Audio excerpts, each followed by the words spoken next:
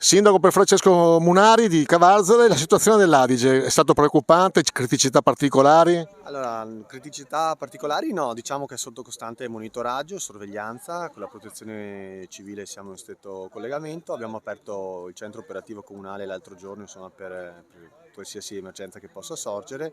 Diciamo che a livello visivo sembra preoccupante perché insomma lo si vede abbastanza alto, quindi anche costeggiando le nostre strade arginali. Diciamo che però fino ad oggi è tutto sotto controllo. Dovremmo aspettare la piena che l'altra sera era a Trento, che dovrebbe arrivare tra queste ore, insomma, questa notte, però insomma, sembra che rimanga tutto all'interno insomma, della quasi normalità. Ecco.